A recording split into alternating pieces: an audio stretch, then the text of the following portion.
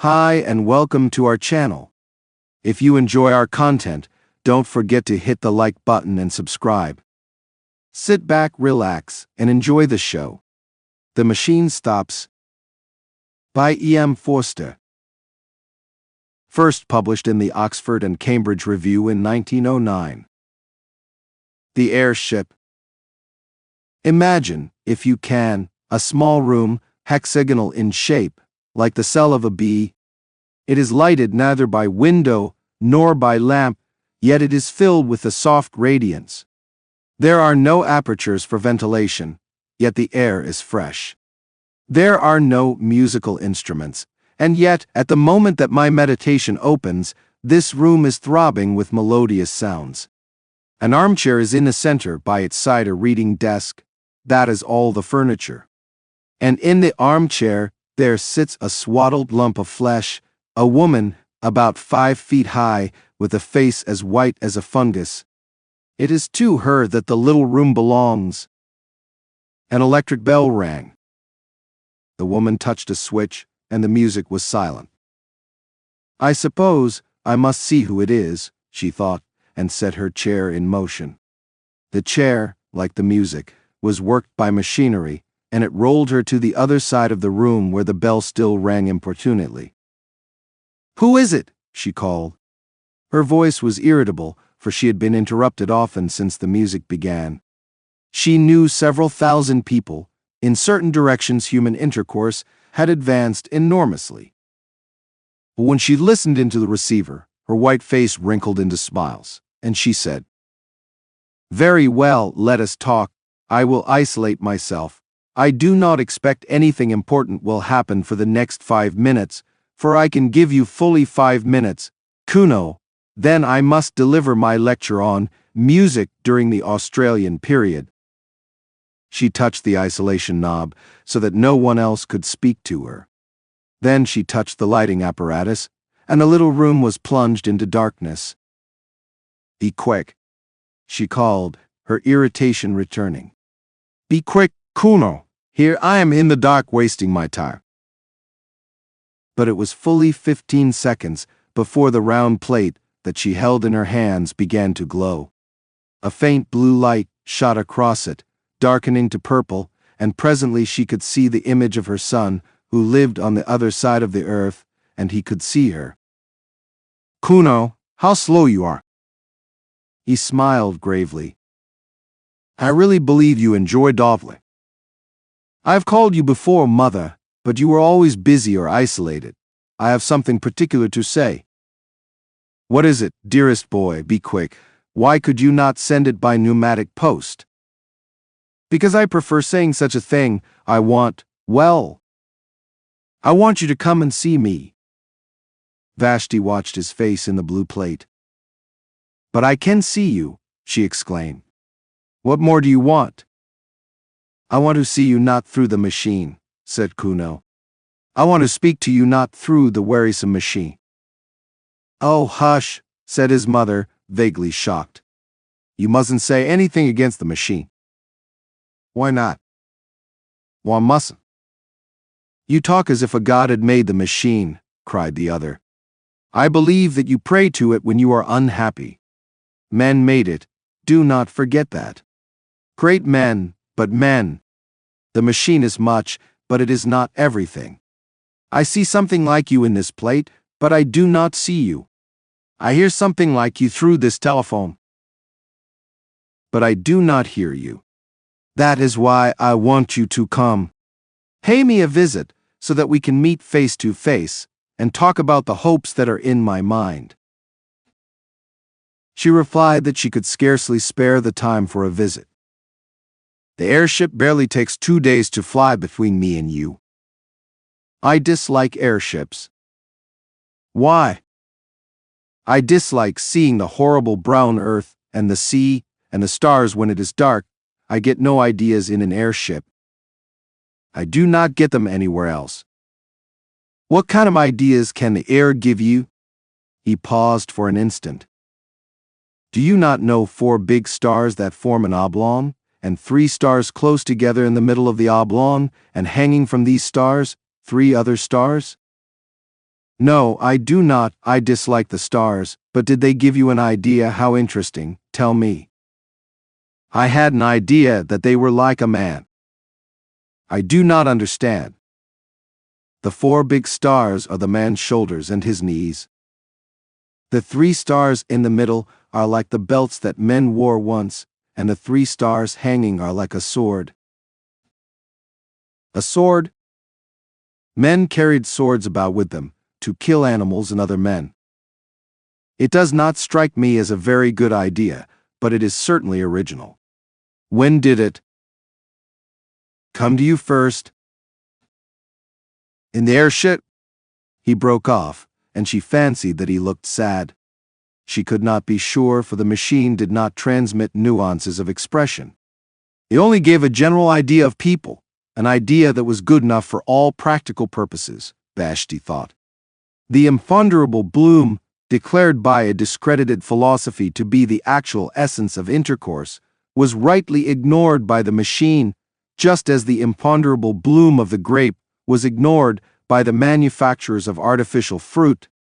Something good enough had long since been accepted by our race.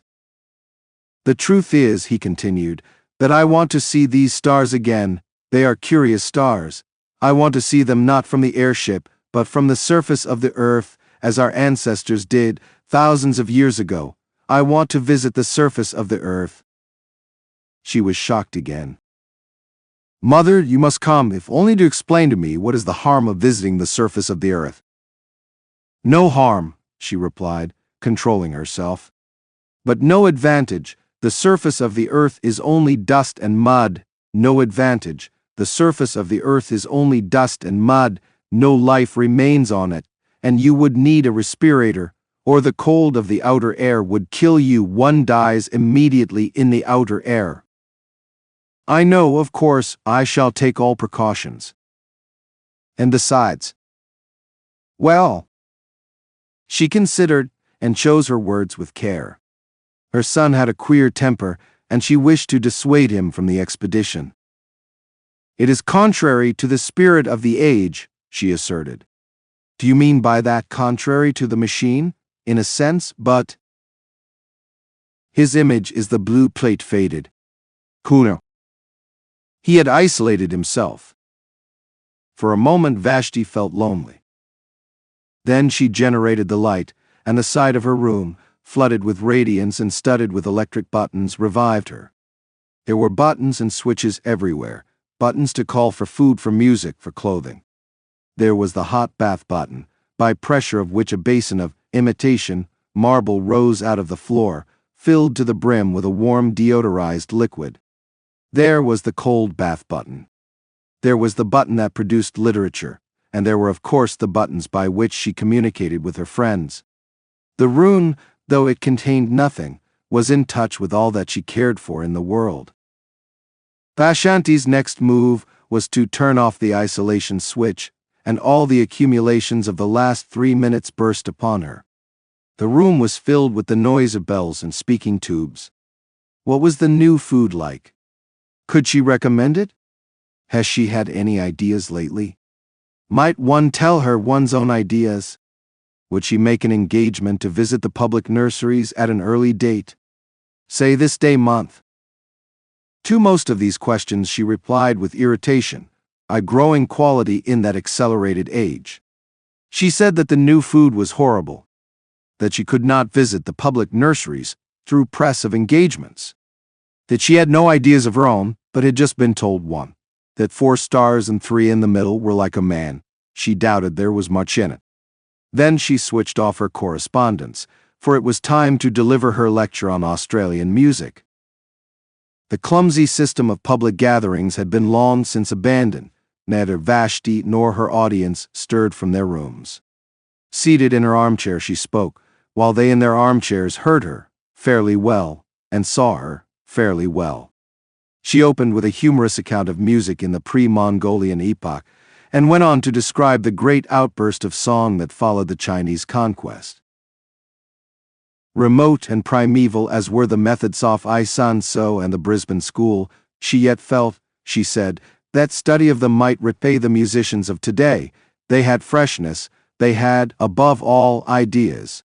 Her lecture, which lasted 10 minutes, was well received, and at its conclusion, she and many of her audience listened to a lecture on the sea.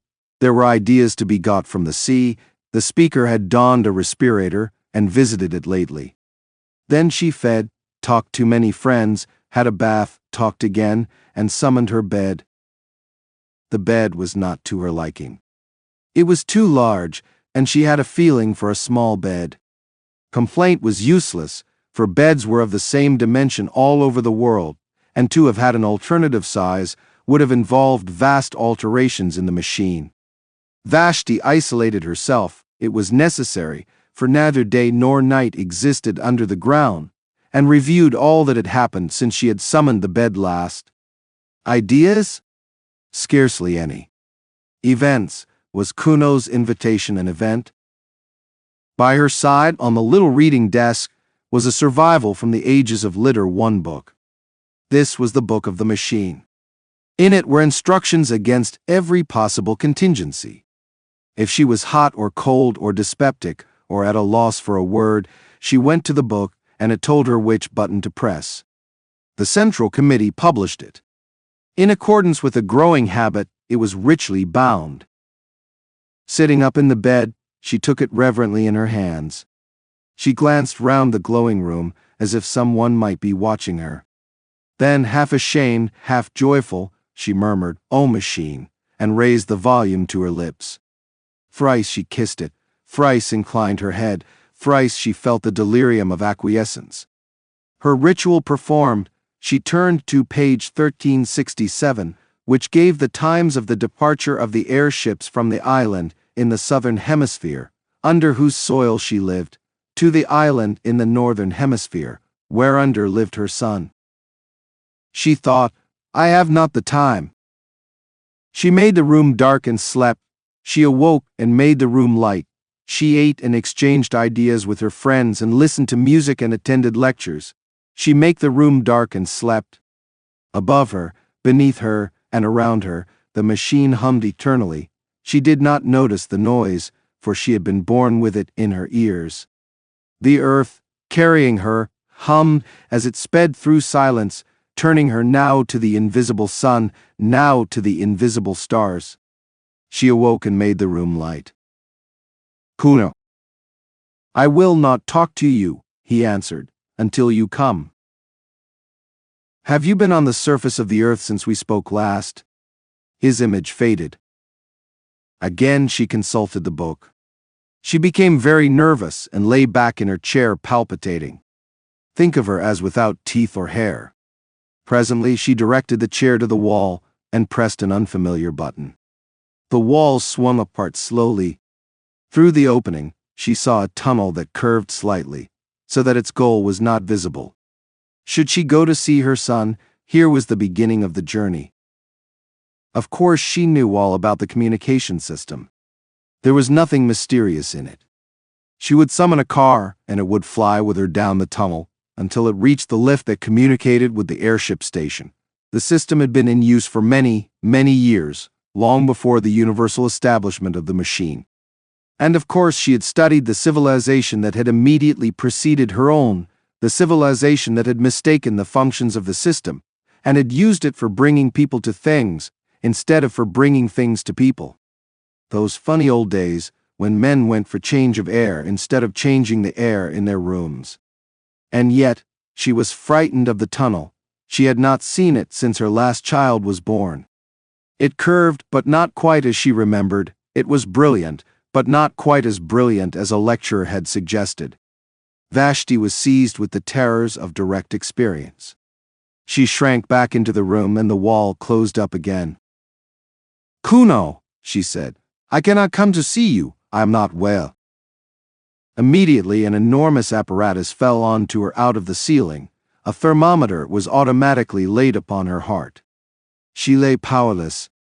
Cool pads soothed her forehead. Kuno had telegraphed to her doctor. So the human passions still blundered up and down in the machine. Vashti drank the medicine that the doctor projected into her mouth, and the machinery retired into the ceiling. The voice of Kuno was heard asking how she felt. Better. Then, with irritation, "But why do you not come to me instead? Because I cannot leave this place." Why? Because any moment, something tremendous may happen. Have you been on the surface of the earth yet? Not yet. Then what is it? I will not tell you through the machine. She resumed her life. But she thought of Kuno as a baby, his birth, his removal to the public nurseries, her own visit to him there, his visits to her, visits which stopped when the machine had assigned him a room on the other side of the earth. Parents, duties of, said the book of the machine, cease at the moment of birth. Page 422,327,483. True, but there was something special about Kuno. Indeed, there had been something special about all her children, and after all, she must brave the journey if he desired it. And something tremendous might happen. What did that mean? The nonsense of a youthful man, no doubt, but she must go. Again she pressed the unfamiliar button, again the wall swung back, and she saw the tunnel that curves out of sight. Clasping the book, she rose, tottered onto the platform, and summoned the car. Her room closed behind her. The journey to the northern hemisphere had begun. Of course, it was perfectly easy. The car approached, and in it she found armchairs exactly like her own. When she signaled, it stopped, and she tottered into the lift. One other passenger was in the lift, the first fellow creature she had seen face to face for months. Few traveled in these days, for, thanks to the advance of science, the earth was exactly alike all over. Rapid intercourse, from which the previous civilization had hoped so much, had ended by defeating itself. What was the good of going to Peking when it was just like Shrewsbury? Why return to Shrewsbury when it would all be like Peking? Men seldom moved their bodies. All unrest was concentrated in the soul. The airship service was a relic from the former age. It was kept up because it was easier to keep it up than to stop it or to diminish it, but it now far exceeded the wants of the population.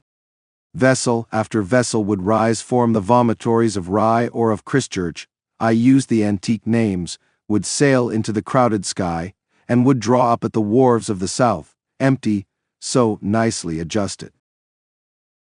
Was the system so independent of meteorology that the sky, whether calm or cloudy, resembled a vast kaleidoscope whereon the same patterns periodically recurred? The ship on which Vashti sailed started now at sunset, now at dawn. But always, as it passed above Rees, it would neighbor the ship that served between Helsingfors and the Brazils, and every third time it surmounted the Alps, the fleet of Palermo would cross its track behind. Night and day, wind and storm, tide and earthquake impeded man no longer. He had harnessed Leviathan. All the old literature with its praise of nature and its fear of nature rang false as the prattle of a child. Yet as Vashti saw the vast flank of the ship stained with exposure to the outer air, her horror of direct experience returned. It was not quite like the airship in the cinematophote. For one thing it smelled, not strongly or unpleasantly, but it did smell, and with her eyes shut she should have known that a new thing was close to her. Then she had to walk to it from the lift, had to submit to glances from the other passengers. The man in front dropped his book, no great matter, but it disquieted them all. In the rooms, if the book was dropped, the floor raised it mechanically, but the gangway to the airship was not so prepared, and the sacred volume lay motionless. They stopped, the thing was unforeseen, and the man, instead of picking up his property, felt the muscles of his arm to see how they had failed him. Then someone actually said with direct utterance, "We shall be late," and they trooped on board, Vashti treading on the pages as she did so. Inside, her anxiety increased. The arrangements were old-fashioned and rough. There was even a female attendant, to whom she would have to announce her wants during the voyage. Of course, a revolving platform ran the length of the boat, but she was expected to walk from it to her cabin. Some cabins were better than others, and she did not get the best. She thought the attendant had been unfair, and spasms of rage shook her. The glass valves had closed, she could not go back. She saw, at the end of the vestibule, the lift in which she had ascended going quietly up and down, empty. Beneath those corridors of shining tiles were rooms, tier below tier, reaching far into the earth, and in each room there sat a human being, eating, or sleeping, or producing ideas. And buried deep in the hive was her own room. Vashti was afraid. "Oh, machine," she murmured, and caressed her book, and was comforted.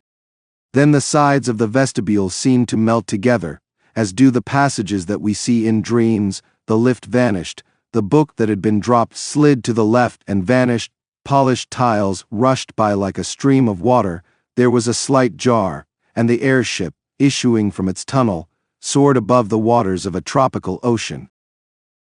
It was night. For a moment she saw the coast of Sumatra edged by the phosphorescence of waves, and crowned by lighthouses, still sending forth their disregarded beams. These also vanished, and only the stars distracted her. They were not motionless, but swayed to and fro above her head, thronging out of one skylight into another, as if the universe and not the airship was careening. And as often happens on clear nights, they seemed now to be in perspective, now on a plane, now piled tier beyond tier into the infinite heavens, now concealing infinity, a roof limiting forever the visions of men. In either case, they seemed intolerable. "Are we to travel in the dark?" called the passengers angrily, and the attendant who had been careless generated the light and pulled down the blinds of pliable metal. When the airships had been built, the desire to look direct at things still lingered in the world. Hence, the extraordinary number of skylights and windows, and the proportionate discomfort to those who were civilized and refined.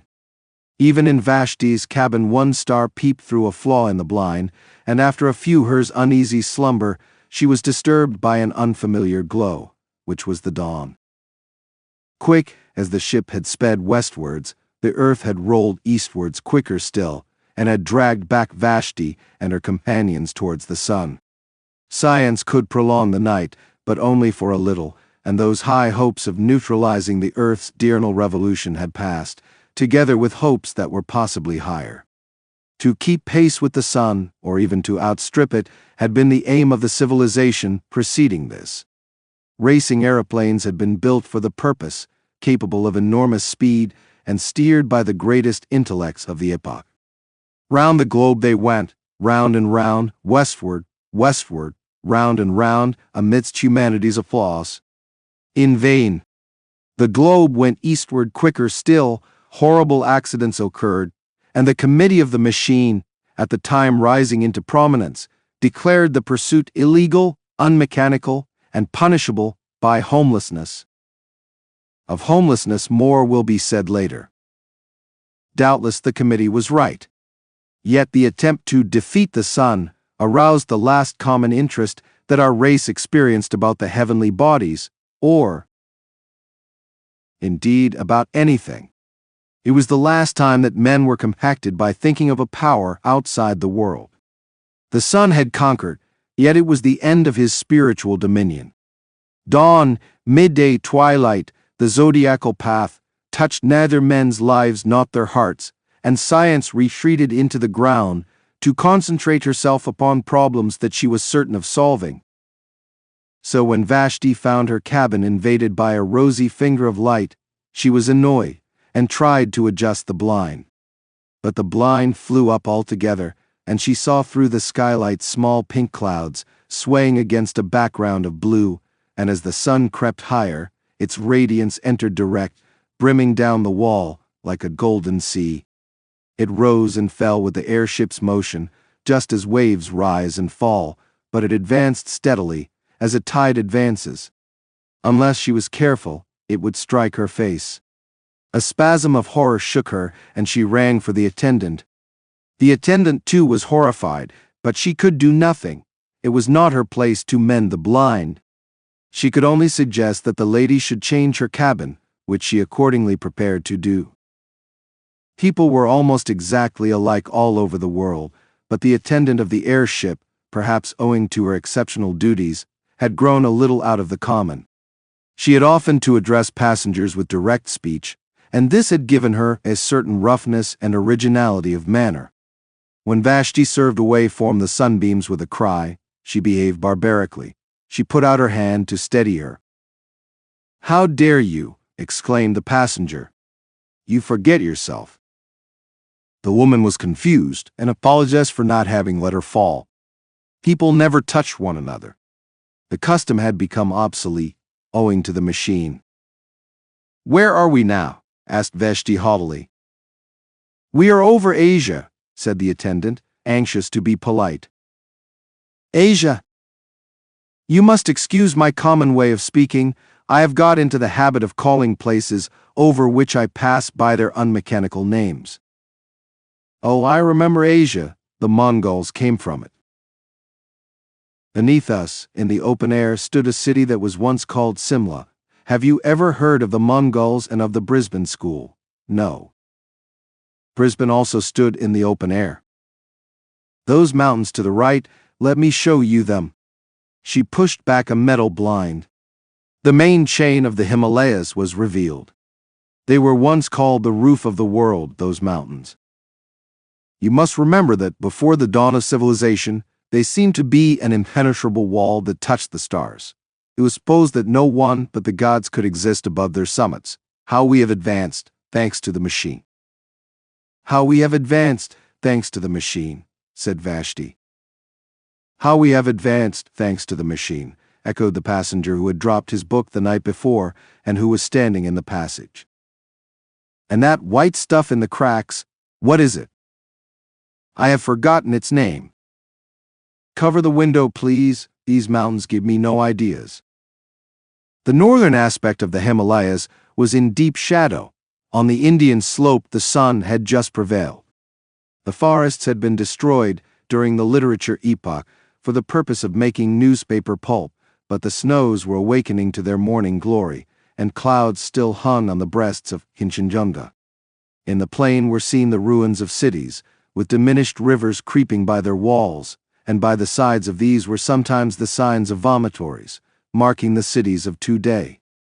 Over the whole prospect airships rushed, crossing the inter-crossing with incredible aplomb, and rising nonchalantly when they desired to escape the perturbations of the lower atmosphere and to traverse the roof of the world. "We have indeed advanced, thanks to the machine," repeated the attendant, and "'Tis the Himalayas behind a metal blind." The day dragged wearily forward. The passengers sat each in his cabin, avoiding one another with an almost physical repulsion and longing to be once more under the surface of the earth. There were 8 or 10 of them, mostly young males, sent out from the public nurseries to inhabit the rooms of those who had died in various parts of the earth. The man who had dropped his book was on the homeward journey. He had been sent to Sumatra for the purpose of propagating the race. Vashti alone was traveling by her private will. At midday she took a second glance at the earth. The airship was crossing another range of mountains, but she could see little, owing to clouds.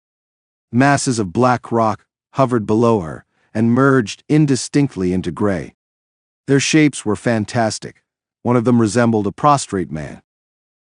"No ideas here," murmured Vashti, and hid the Caucasus behind a metal blind. In the evening she looked again. They were crossing a golden sea in which lay many small islands and one peninsula.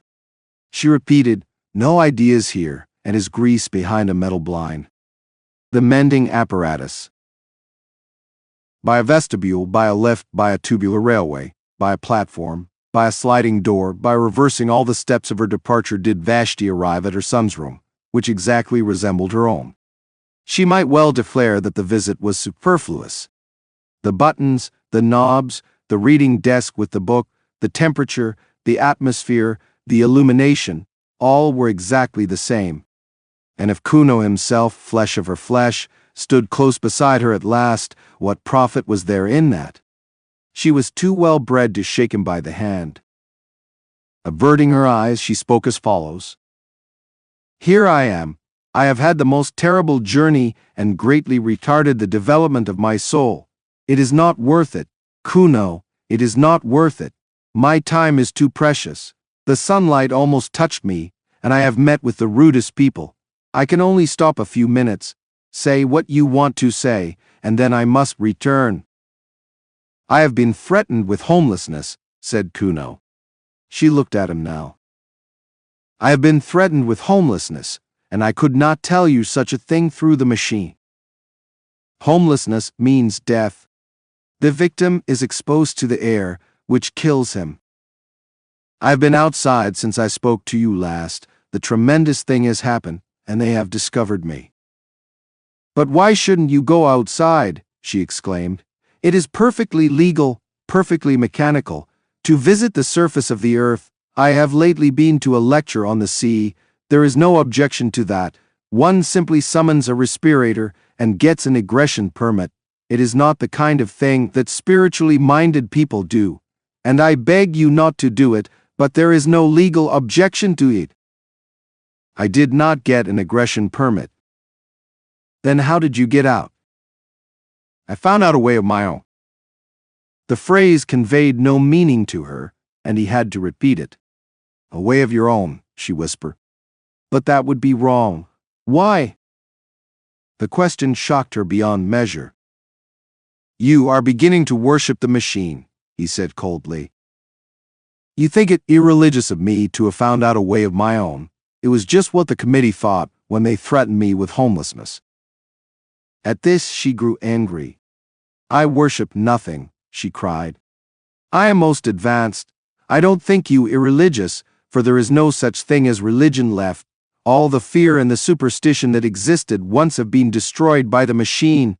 I only meant that to find out a way of your own was, besides, there is no new way out. So it is always supposed. Except through the vomitories, for which one must have an egression permit, it is impossible to get out. The book says so." "Well, the book's wrong, for I have been out on my feet." For Kuno was possessed of a certain physical strength. By these days it was a demerit to be muscular. Each infant was examined at birth, and all who promised undue strength were destroyed. Humanitarians may protest, but it would have been no true kindness to let an athlete live. He would never have been happy in that state of life to which the machine had called him. He would have yearned for trees to climb, rivers to bathe in, meadows and hills against which he might measure his body. Man must be adapted to his surroundings, must he not? In the dawn of the world our weakly must be exposed on Mount Taygetus. In its twilight our strong will suffer euthanasia, that the machine may progress, that the machine may progress, that the machine may progress eternally. You know that we have lost the sense of space. We say, space is annihilated, but we have annihilated not space, but the sense thereof. We have lost a part of ourselves. I determined to recover it, and I began by walking up and down the platform of the railway outside my room. Up and down until I was tired, and so did recapture the meaning of near and far. Near is a place to which I can get quickly on my feet, not a place to which the train or the airship will take me quickly. Far is a place to which I cannot get quickly on my feet. The vomitory is far, though I could be there in 38 seconds by summoning the train. Man is the measure. That was my first lesson. Men's feet are the measure for distance. His hands are the measure for ownership. His body is the measure for all that is lovable and desirable and strong. Then I went further. It was then that I called to you for the first time, and you would not come.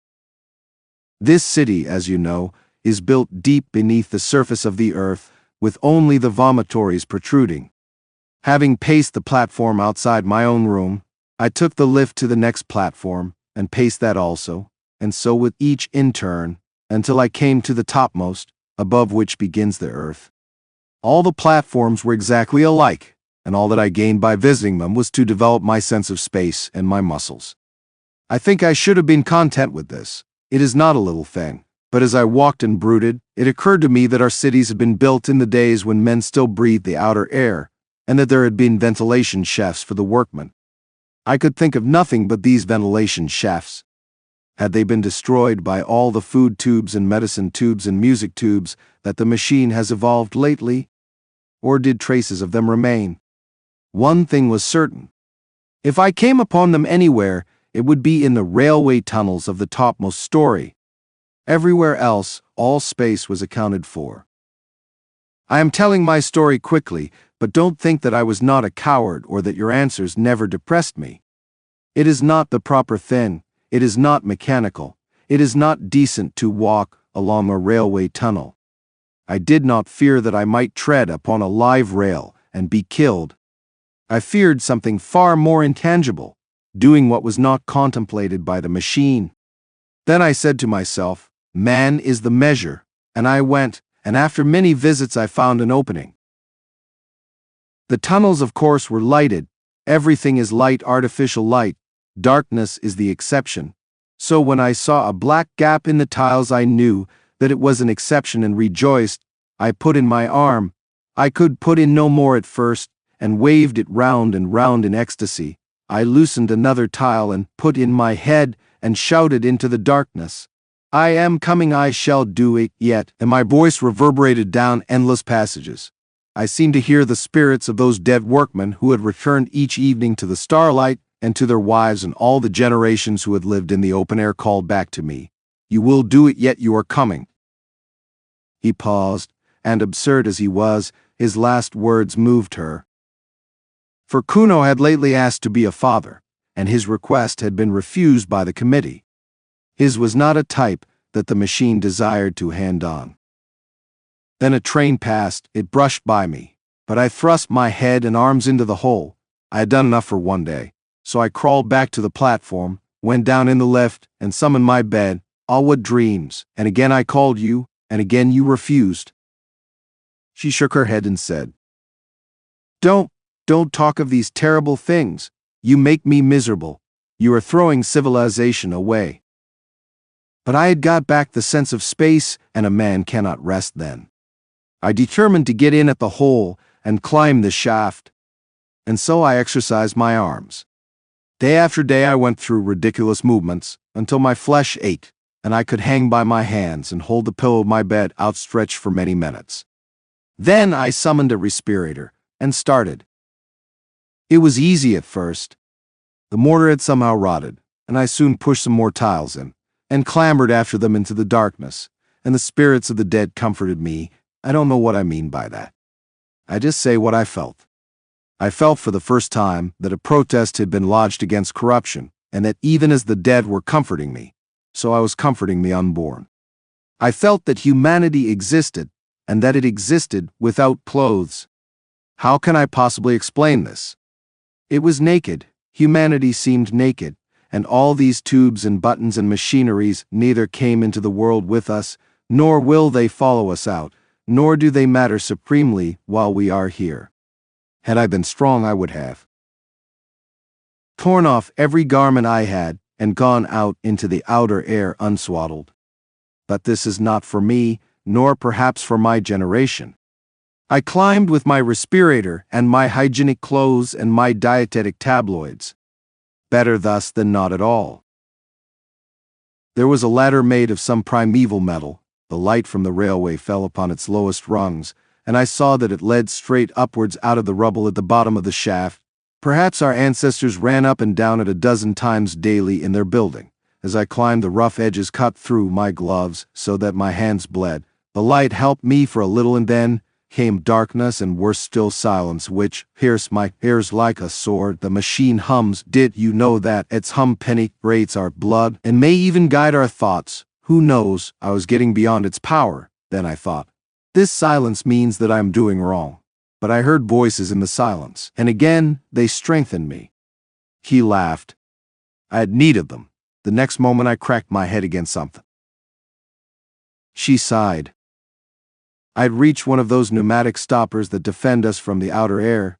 You may have noticed them. No, the airship pitch dark, my feet on the rungs of an invisible ladder, my hands cut.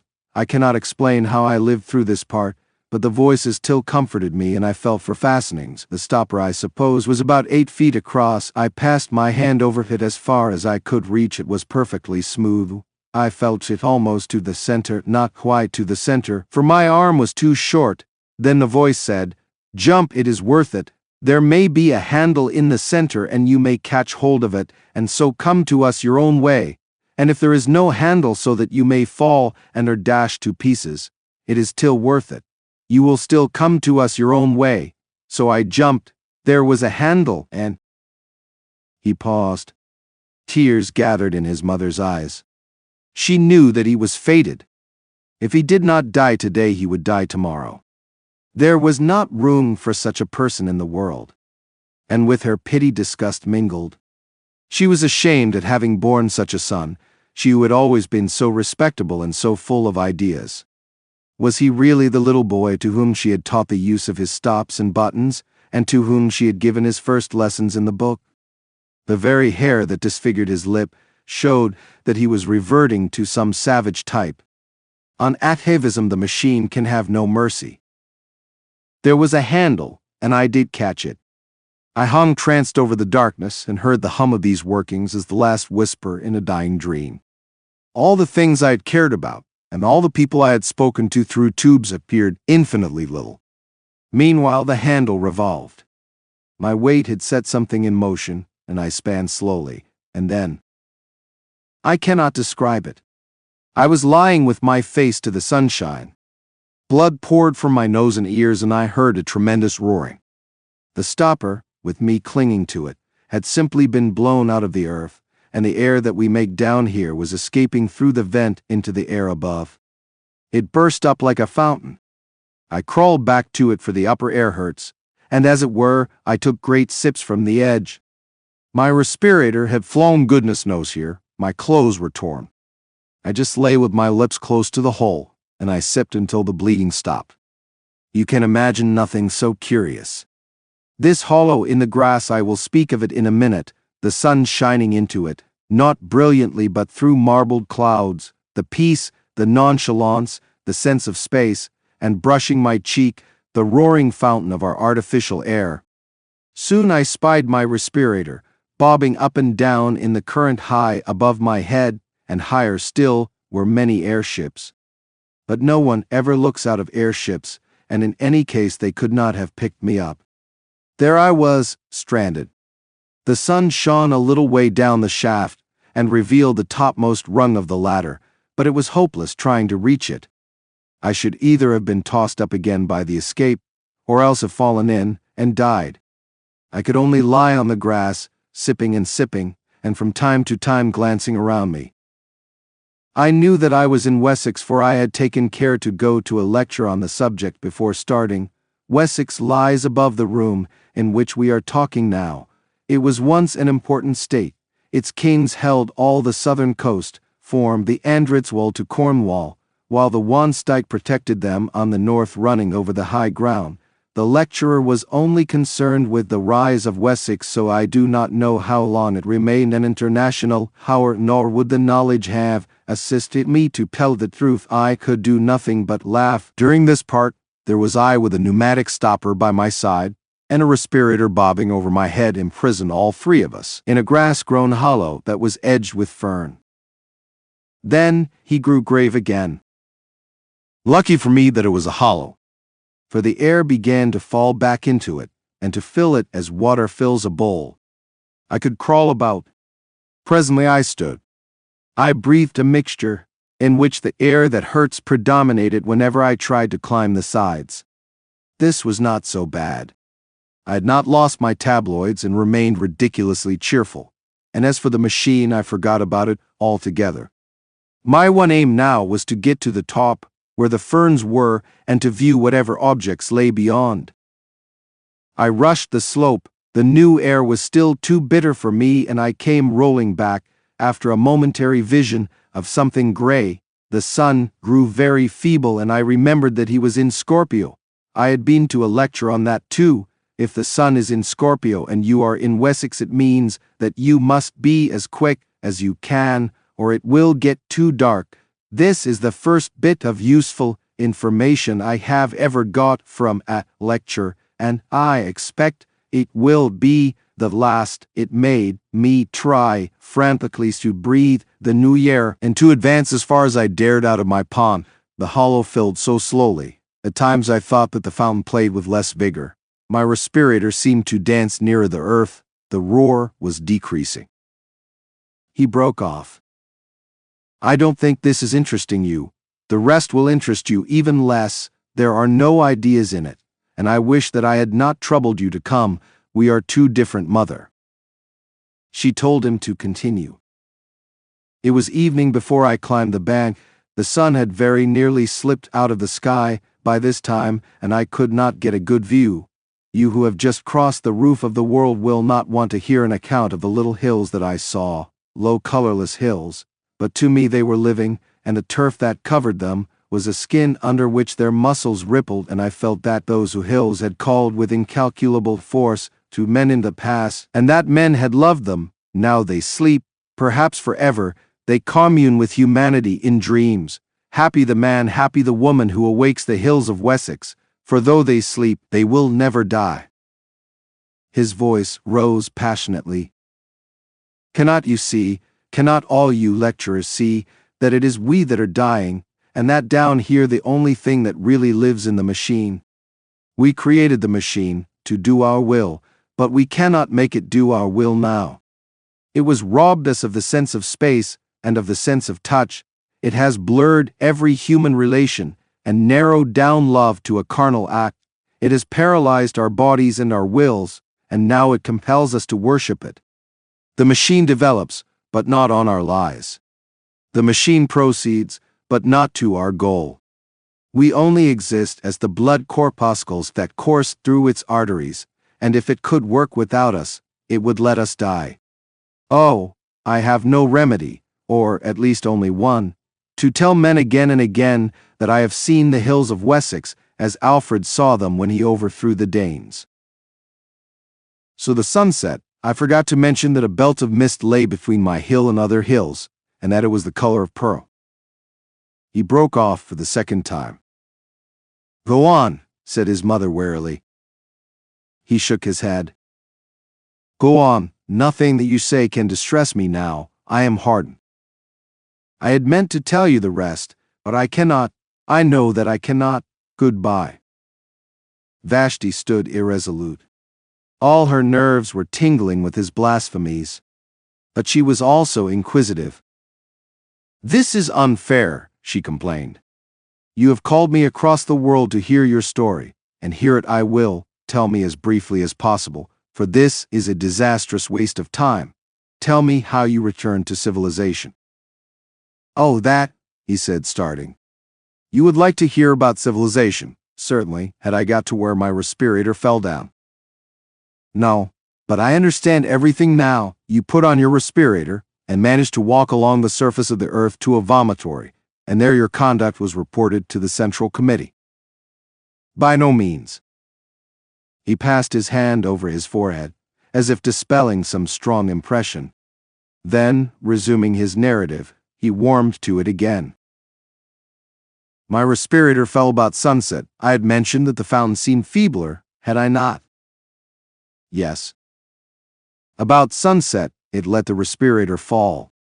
As I said, I had entirely forgotten about the machine, and I paid no great